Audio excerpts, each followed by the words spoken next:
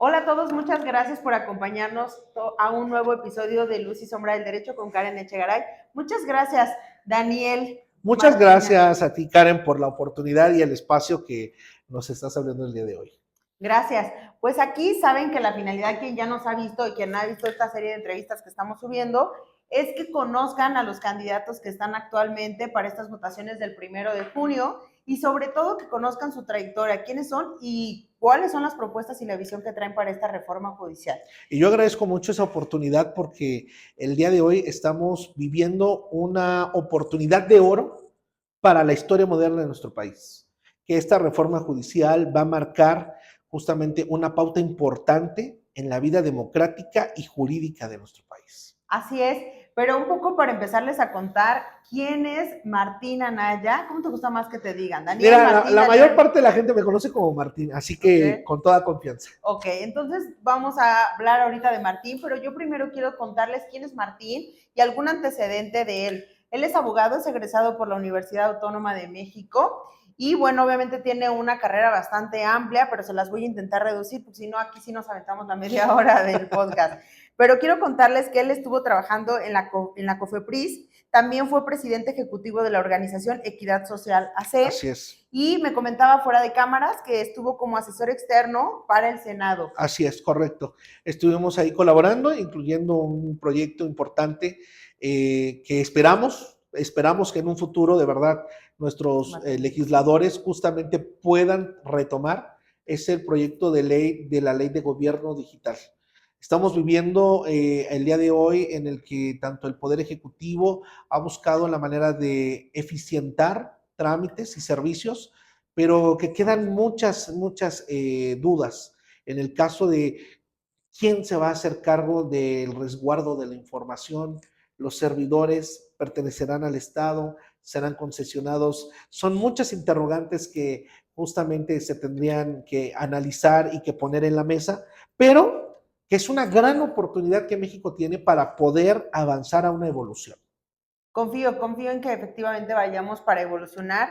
Y actualmente Martín está en la alcaldía Miguel Hidalgo y está como jefe de unidad en la asesoría legal y de justicia cívica. Así es, tenemos... Y aquí exacto, bueno, ya te me adelantaste, pero quiero que a la gente que no es abogada o que sí es abogada, pero que nos cuentes qué haces actualmente en esta alcaldía. Fíjate lo que tenemos que, la oportunidad y el privilegio de poder hacer. Tenemos la oportunidad de poder tener contacto con la gente, con la ciudadanía, con el ciudadano de a pie, con el empresario, con la persona que tiene una necesidad, que no sabe por dónde caminar para poder resolverla y tal vez salir de una duda que a lo mejor derivado de algún acto administrativo se ha generado respecto a la afectación de sus bienes, de su integridad física, de algún establecimiento mercantil, inclusive hasta de algún trámite de manera personal. Hemos tenido nosotros casos en los que la gente llega que no está registrada, no cuenta con un acta de nacimiento. Entonces, son casos en los que nosotros tenemos que orientar de manera jurídica, llevarla de la mano a que logre justamente en este caso poder ser registrada y que pueda tener acceso a todos aquellos derechos y garantías que derivado de la Carta Magna están asentados y debidamente identificada pueda acceder a ellos. ¿Como cuáles? Servicios de salud, el poder ser un titular del servicio de suministro de energía eléctrica, el que pueda regularizar su sistema el servicio del sistema de agua, el que pueda contratar un servicio de telefonía celular o que pudiera contratar inclusive el servicio de gas, que en muchas ocasiones les piden poder identificar a esa persona. Pero dadas las circunstancias, que no contaba con un acta de nacimiento, tendríamos nosotros que orientarle justamente. Entonces, ¿qué puedo decirte aquí? Que el derecho administrativo, todos los ciudadanos y ciudadanas lo compartimos y lo vivimos en nuestro andar diario. Así es, Martín. Creo que acabas de ejemplificar bastante cuáles son tus funciones actualmente en la alcaldía y la gente sepa de forma sencilla cuál es tu experiencia en cuanto a este sentido. Ahora, traes un currículum y una carrera súper amplia. Obviamente tengo conocimiento de todas las autoridades y las dependencias y aparte en las asociaciones en las que has sido partícipe. pero de todas ellas, ¿cuál es la que ha sido más significativa? Posiblemente en enseñanzas jurídicas y también en la vida real, en la vida moral de nosotros. Claro, fíjate que una de ellas fue la estancia que tuve alrededor de una década en la Comisión Federal para la Protección contra Riesgos Sanitarios. Estuvimos en un área que en su momento se denominaba jurídico de autorización sanitaria o el área jurídica de la Comisión de Autorización Sanitaria. Esta área era una área híbrida compuesta por abogados y técnicos también que estaban dentro de la Comisión de Autorización Sanitaria y la Coordinación General Jurídica y Consultiva. ¿Qué veíamos aquí? Nosotros tuvimos que aprender tanto de biología, química, física, medicina y combinada con el derecho. ¿En qué razón? En que todas las autorizaciones que la COFEPRIS emite deben tener una fundamentación y un sustento jurídico y técnico. Hablemos de algo muy sencillo. Si una persona se enferma, acude al médico, el médico le extiende una receta médica en la cual le está suministrando ciertos medicamentos. Desde el momento en que la persona acude a un establecimiento de atención médica, el establecimiento debe contar con un aviso de funcionamiento. El médico debe estar debidamente identificado y debe contar con una cédula profesional que ampare la actividad económica preponderante que está desarrollando, que es dar atención a los y a las ciudadanas. 2. Desde el momento en que expide esta receta, la receta debe estar debidamente identificada y cumpliendo con los lineamientos que establece la Ley General de Salud y todos los ordenamientos sucesorios que incluye justamente el poder regular esta receta. Dentro de la receta contamos con medicamentos los cuales deben estar debidamente identificados. Deben cumplir con lo que establece el reglamento de insumos para la salud, el etiquetado, el envasado, la caducidad, la fórmula físico-química y también la fórmula cual y cuantitativa que debe tener el medicamento y la dosis con la cual debe estar suministrado ese medicamento para el caso concreto. Un ejemplo sencillo.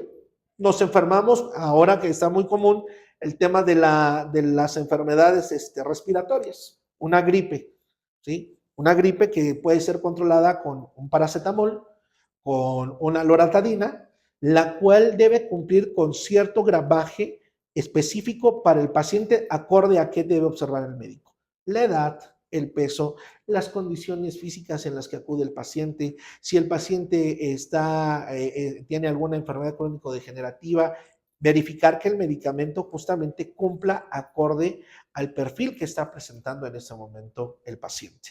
Entonces, aquí justamente en estas actividades que te acabo de mencionar, la COFEPRIS regula, pero también así como regula, hay ciudadanos, hay profesionales que justamente no hacen bien las cosas. Entonces, el derecho administrativo también está inmerso en esto, porque en el momento en que ellos están incumpliendo, el que no cuente con una receta debidamente identificada, el que en este caso, al momento de que acuda a la farmacia, le suministre el establecimiento medicamentos caducos, que ha llegado a pasar, o que la dosis en la que el médico extendió en la receta no fue la adecuada, estamos ante el momento preciso para verificar que hubo una infracción, hubo un agravio al paciente en el momento en que se cometieron estos actos. ¿Y estos actos a dónde llegan a acudir?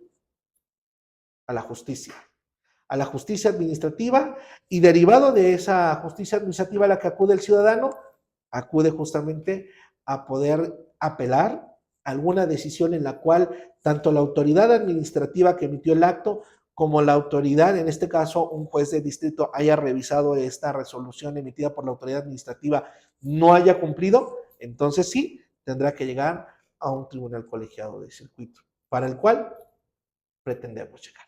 Totalmente, y la finalidad de que tengas toda esta experiencia, como en la COFEPRIS, es que sepas de primera mano cuáles son las problemáticas que vive el ciudadano de a pie, qué es lo que se vive en la calle y cuáles son las negligencias, en este caso que tú nos acabas de indicar. Y sobre esto sería, obviamente, que tú nos comentes la importancia que tienen este tipo de reglamentos y que se cumplan sus funciones, pero estos aplicados en la nueva visión o perspectiva que traes para esta reforma judicial. Claro, aquí hay algo muy importante.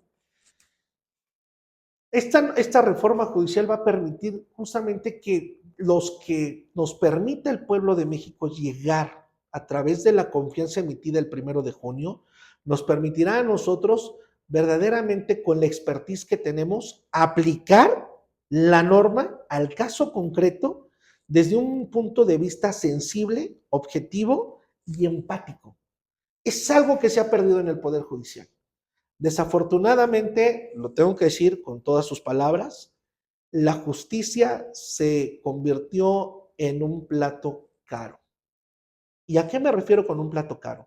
No me refiero económicamente, me refiero a que el ciudadano pareciera que tiene que rogar, en este caso a los miembros del Poder Judicial, el que le impartan justicia, ¿sí? Hay una barrera entre un escritorio, entre un juzgador y el ciudadano que pide justicia. Hoy por hoy esta reforma lo que busca es eso, que podamos llegar nuevos perfiles con esta sensibilidad en mano para poder analizar cada uno de los casos y poder dirimir conforme a la normativa vigente aplicable sobre ese caso a quien verdaderamente le asista la razón y que pueda tener verdaderamente un impacto en la sociedad, que es la que está buscando el día de hoy, que haya justicia, que haya una impartición de justicia, pero una justicia cercana, así como tú y yo estamos hablando. Así que podamos los ciudadanos acceder a esa justicia, pero también los que pretendemos llegar a impartir esa justicia, tengamos ese trato con los ciudadanos. Y va muy encaminado con la pregunta que te iba a comentar, que ya nos dejaste ahí ver un poco de tu perspectiva, pero tú lo sabes que ahí en la calle, obviamente, y los usuarios que nos han escrito con estas entrevistas que hemos subido, la gente tiene esta perspectiva de, ok, los candidatos, en especial que no vienen del Poder Judicial de la Federación o que no tienen una carrera judicial, ¿qué traen sobre la mesa? ¿Cuáles son sus propuestas? ¿Y cuál sería la trayectoria que, bueno, me mandaste tu semblanza, obviamente súper extensa y que yo sistematicé aquí, pero que es la idea de la gente que nos ve, que conozca tu experiencia y sepa para ejercer su voto y tenga este voto mucho más consciente? ¿Qué traes a la mesa? ¿Qué traigo a la mesa? Justamente la expertise del análisis de cada una de las normativas en las materias en las que he estado, poder tener un criterio amplio, preciso, objetivo, para aplicarlo en los casos concretos que lleguemos a tener a donde tengamos que llegar. Eso es lo importante. Y algo que hemos aprendido, que he aprendido a lo largo del tiempo. El abogado está en una constante, en un constante crecimiento profesional, pero también en una constante de poder actualizar sus conocimientos. Derivado de la experiencia que tuvimos en Cofepris, al principio te decía, tuvimos que aprender de biología, de física, de química, retomar y repasar las clases de biología que a lo mejor en algún momento decíamos, ay, estábamos en la prepa Claro. y me la brincaba, ¿no? No fue el caso para mí porque siempre me gustaba poder entrar a mis clases y disfrutar de los maestros que tenían a bien impartirnos clase, pero sí dejar muy en claro que el abogado también que llegue a poder analizar estos casos en concreto, y no nada más me refiero a la materia sanitaria, puede ser la materia ambiental, la materia fiduciaria, la materia mercantil, la materia aduanera, la materia fiscal, debe ser un abogado multidisciplinario. ¿Sí? No podemos hoy encuadrarnos, y yo creo que esa es una situación que desafortunadamente se ha desaprovechado mucho, ¿sí? El que el abogado también se vuelva multidisciplinario. Eso ayuda mucho a poder entender y agilizar el tema de la emisión de una sentencia, ¿sí? El que pueda tener un conocimiento nutrido en diferentes materias. No digo que sea una obligación, pero sí es un compromiso y una responsabilidad que tenemos con el pueblo de México de llegar personas con expertise en diferentes materias para poder aplicar el derecho de manera objetiva a quien le asista la razón. Sí, totalmente coincido en que efectivamente como abogados que somos debemos de enriquecernos de múltiples materias porque esto nos va a llevar a dar un mejor resultado a la gente. Y qué mejor tú que, bueno, has pasado por bastantes instituciones. Veo que también asociaciones que supongo yo que te da este lado humano, porque a final de cuentas los fines de estas instituciones son diferentes a cuando trabajas en otras instituciones públicas, privadas, y esto te puede permitir tener este panorama que tú fuiste muy claro y muy sistematizado, muy puntual, detrás de cámaras y ahorita, empático. Hay un tema muy importante que acabas de señalarme, Karen, y que sí quisiera ahondar en ello. Vivimos cambios muy importantes, no nada más con el tema de la reforma judicial, pero sí también de una era en donde los jóvenes van a marcar la pauta para los próximos hechos jurídicos, democráticos y económicos de nuestro país. Tuve la oportunidad y la dicha de colaborar en una fundación que atendía justamente a los jóvenes y que que pudimos conocer dentro de la misma etapa de la juventud, como estudiante, como futuro abogado, cuáles eran las necesidades que los jóvenes hoy por hoy necesitan también garantizarles los derechos a los que tienen acceso, ¿sí?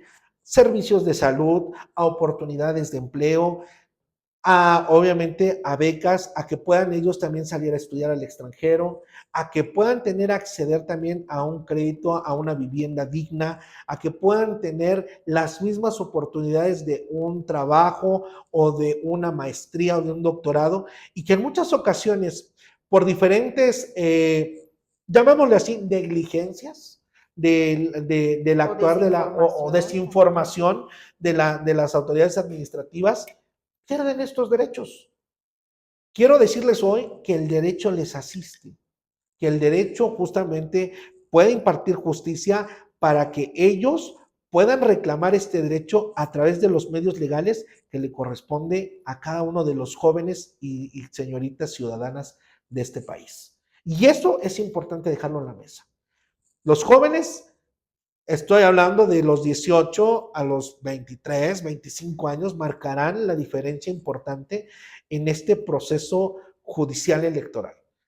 Tienen ellos que justamente tener presente que el que ellos salgan a votar es también que su voz sea escuchada, ¿sí? Y que también desde esta perspectiva estamos conscientes que en algún momento cuando alguno de ellos esté peleando este derecho, podamos nosotros impartir justicia. Verificar qué autoridad administrativa le negó el acceso a una beca, le negó justamente la emisión de un pasaporte para poder ir a concursar a alguna competencia de carácter internacional, llámese un deporte, llámese un concurso académico, llámese un intercambio académico, oportunidades que ellos tengan, nosotros verificar en dónde estuvo el problema, en dónde radicó, y que a través de la justicia se le imparta, se le asista a la razón y se le resarza el daño ocasionado. Porque hemos tenido aquí sin fin de entrevistas y si bien es cierto, se contemplan a los niños, niñas y adolescentes, los tomamos como este sector vulnerable para su protección, pero a veces nos olvidamos de los jóvenes adultos. Así es. Y ya nos vamos como con el otro sector, que bueno, ya somos los adultos y tenemos otros intereses conforme a lo que va pasando, pero ¿qué pasa con este limbo o estas edades que tú lo comentaste entre los 18 y los 25 años? Que si bien es cierto, no tienen todavía esta independencia económica y necesitan de muchos apoyos del Estado para que puedan explotarse ellos mismos, para que puedan saber sus capacidades, correcto, para que puedan desarrollarse y que se les voltee a ver y se les reconozca y se les difunda y se les haga de su conocimiento cuáles son los derechos a los que tienen y qué pasa si entonces tengo esta negativa de parte de alguna autoridad y ante quién puedo acudir para que entonces se haga valer ese derecho. Así es, y de hecho, simplemente nada más el artículo 8º constitucional nos permite a todos tener la garantía de poder ser escuchados, de poder pedir literal, ¿sí? Y eso es algo muy importante. Entonces, sectores como el sector de los jóvenes es importante. También estuvimos con la oportunidad de tratar a los pueblos originarios, a los pueblos indígenas. Hay regiones en nuestro país donde todavía hay municipios y todavía se manejan por usos y costumbres y que desafortunadamente por estar en este rubro, en este caso, se pierden de poder acceder a muchos beneficios que la federación les da. ¿Por qué? Porque no saben el camino o porque se toparon con una autoridad de carácter administrativo que les negó el acceso a poder negociar una deuda con Comisión Federal de Electricidad, a que pudieran solicitar el apoyo de algún crédito para poder gastar en la implementación de drenaje público, el que puedan acercar agua a su municipio. Entonces, también nosotros desde ese punto de vista, la justicia les asiste a los pueblos originarios, les asiste a las comunidades indígenas. Y hay algo muy importante, no es que esté de moda, pero sí es un sector importante que está buscando ser escuchado y la justicia le asiste. Y considero que efectivamente la materia administrativa tiene que estar, los asuntos administrativos basados en gente que tenga esta sensibilidad para hacerlo, para que se empiecen a eliminar estos vicios de la burocracia con los que la gente está harta, porque parte de la reforma judicial es este hartazgo de la gente, en el que si bien es cierto no identifica ciertos sectores o para qué empieza la reforma judicial, pero es un claro ejemplo que si estamos aquí es porque efectivamente hubo un hartazgo de la sociedad en la que está ávida de justicia pronta y expedita, rápido, que sí se hagan velar mis derechos y de forma, la gente dice es que es mucho papeleo y efectivamente es ahí donde pues entra la materia para la que tú vienes cantando. Y hay algo muy importante, Karen, que quiero puntualizar. El tema de poder, así como impartir justicia, también hacerle ver a la sociedad. El que participan en este proceso electoral del poder, de esta reforma del Poder Judicial, implica también de que haya un deslinde de responsabilidades, no nada más para la autoridad judicial, sino también para aquellos que ejercen el derecho, ¿sí? Desafortunadamente hay muchos vivales del derecho que con tal de obtener grandes y jugosas cantidades económicas, juegan con la voluntad de la gente, juegan con el desconocimiento. Por eso es importante que hoy nuestra sociedad tenga muy presente que esta reforma judicial es vital, es importante, que podamos nosotros incentivar a que lleguen personas con idoneidad al perfil desde la capacidad técnica, jurídica, empática y humana. Es lo importante que debemos hacerle saber a la sociedad, que los perfiles que nos permitan llegar el 1 de junio deben contar con estas características importantes. Así es, Martín. Estamos concluyendo un poco esta entrevista larga. Vamos a pasar a hacer otro contenido que también va a ser de mucho interés para ustedes, para preguntarle y sacar todo el conocimiento que tiene Martín y que a final de cuentas esa es la idea de estas plataformas, difundir conocimiento jurídico y que el conocimiento se democratice y todos podamos tener acceso a esta información. Así es, correcto. No solamente como para especialistas del derecho. No, hay algo muy importante. Tenemos la responsabilidad de ser profesionales del derecho, de estar capacitados, de actualizarnos, pero también no dejamos de ser ciudadanos. Ciudadanos como tú o como yo, que tienen sueños, que tienen anhelos, que tienen, ¿por qué no? Tienen problemas, tienen tristezas, alegrías, pero que buscamos llegar a hacer un buen papel ahora en el Poder Judicial.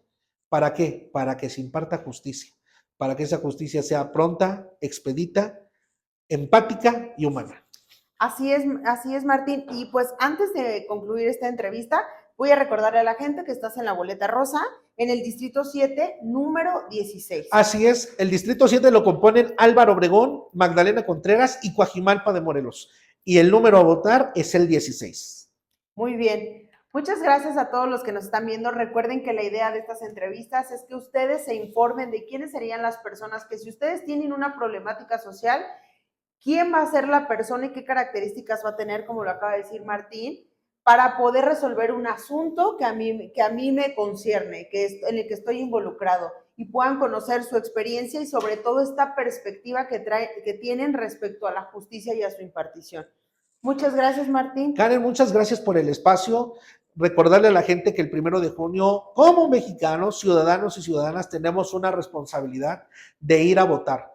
Un voto informado, un voto razonado va a marcar la diferencia en la historia moderna de este gran país llamado México. Gracias, Martín. Voten. Muchas gracias.